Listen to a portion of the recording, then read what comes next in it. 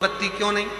तो कहा जब हम माँ आद्य शक्ति जगत जननी को लंबी बत्ती का दीपक लगाते हैं तो हमारा वंश बढ़ता चले जाता है, वो वंश घटता नहीं, वो वंश नहीं घटता, बढ़ता। इसलिए शिव और शक्ति, देवी को अगर प्रसन्न करना है तो अग्नि से होगा, और अगर महादेव को प्रसन्न करना है तो जल से। तो कोई ऐसा स्थान जहां पर ये दोनों हम क्रम करें और हमारे ऊपर शिव और शक्ति की करुणा बरसे, तो कहा वो है बेलपत्री का वृक्ष।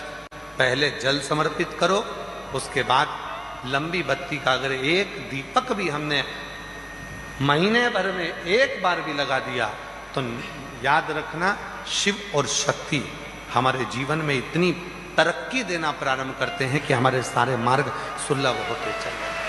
एक और मैंने तेरे ही भरोसे बाबा, तेरे ही भरोसे हवा बिच उड़ती जागी बाबा, डोर हटो छठी नाम कटी जागी भोले मैं तेरी पतन शंभू, मैं तेरी पतन हवा विच उड़ती जागी बाबा, डोर हटो छठी नाम कटी जागी। शिव कथा कर रही है।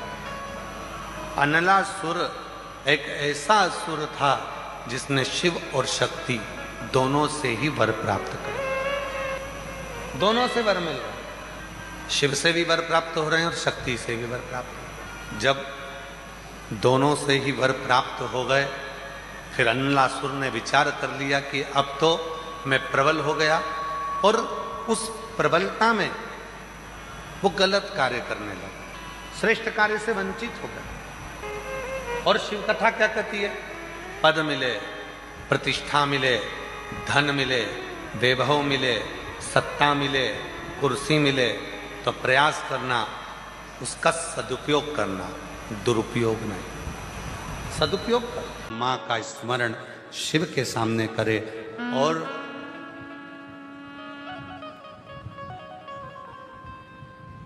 शिव का स्मरण माता के सामने करे तो माता प्रसन्न हो जाती है। प्रसन्न। कल कथा में कहा था, स्मरण में होगा आप लोगों के, देवी को प्रसन्न करने के लिए अग्नि की जरूरत पड़ती है और शिव को प्रसन्न करने के लिए जल की जरूरत पड़ती है। कल की कथा में कहा था। जितने देवी के उपासक हैं या अष्टमी नवमी पूजने वाले हैं, वो कंडा जलाकर, गोबरी जलाकर, गाय का गोबर सूख जाता है उसको जलाकर उसमें धूप छोड़ते हैं, मालपुआ या पूड़ी या खोट या सब्जी जो भी बनता है उसको छोड़ते हैं, अष्टमी नवमी पर पूजन करते हैं, धूप देते हैं, अग्नि में छोड़ते हैं। क्यों छोड़ते हैं?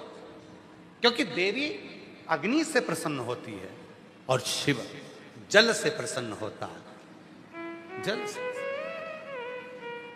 देवी अग्नि से और शिव जल से प्रसन्न। उसकी प्रसन्नता हमें सुख देती, सुख। केवल 4 नवरात्रे होते हैं, 2 गुप्त होते हैं, एक चैत्र का होता है, एक शरदी होता है। केवल 4 नवरात्रे ऐसे होते हैं जिन नवरात्रे में शिव जी के मंदिर में अगर दीपक भी लगाया जाता है तो लंबी बत्ती का लगाया जाता है, बाकी के समय में शिव के मंदिर में गोल बत्ती का दीपक लगता। क्यों? कहते हैं 64 योगनियां, आपको पहले भी कहा था, आज फिर अच्छे से समझ लीजिए। ये शिवलिंग है, ये जलाधारी है, ये पानी बहता है, बीच में अशोक सुंदरी है, राइट में गणेश जी हैं, लेफ्ट में कार्तिकेय हैं, शिवलिंग के ऊपर जो जल टपकता रहता है वो शिव जी की 5 लड़कियां, जया, विषहरा, शामलीबारी, दौतली, देव है। ये पीठिका पार्वती जी का हस्त कमल, ये पीठिका पार्वती जी का हस्त कमल।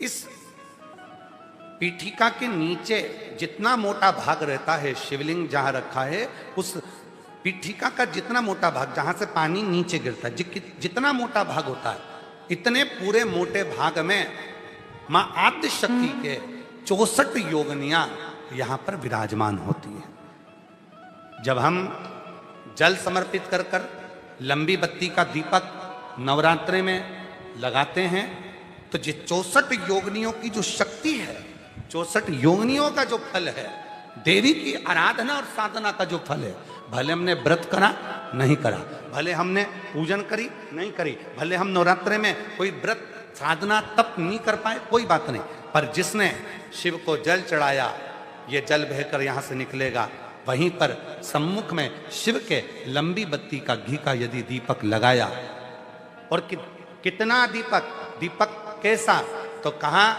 जब हम शिव को नवरात्रे में केवल दिया लगाने के लिए जाते हैं, लंबी बत्ती होती है तो उस दिए के अंदर घी को ज्यादा नहीं भरा जाता, केवल बत्ती को डुबोया जाता है और उस दिए में रखा जाता है, जलाया जाता है।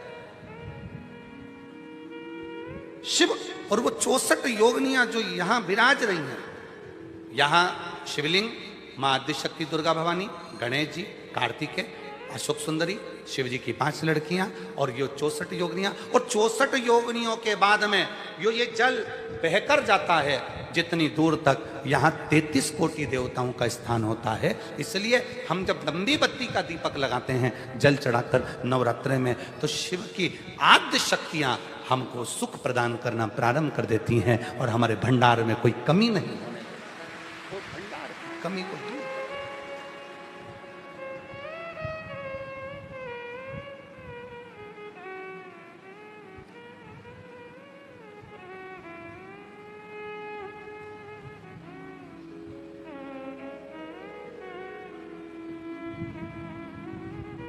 इसलिए कई लोगों ने तो गीत भी बनाया है, भजन भी बनाया है, वो कहते हैं ना, मैं तो लाई हूँ दाने अनार के, मेरी मैया के 9 दिन बाहर के, मैं तो लाई हूँ दाने अनार के, मेरी मैया के 9 दिन बाहर के। माँ आद्य शक्ति की आराधना साधना के साथ शिव की साधना हो तो वो बल देती है, वो बल।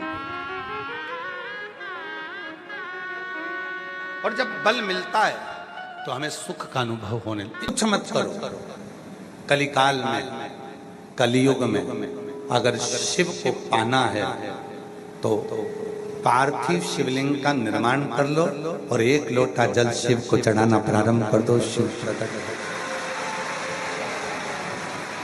इससे सुंदर और क्या हो सकता है? इससे सरल और क्या हो सकता है? इससे सुंदर और क्या रीत हो सकती है? दुनिया की सबसे सरल पूजन अगर किसी 33 कोटि देवता में से किसी की होती है तो केवल देवाधिदेव महादेव की होती है, सबसे सरल।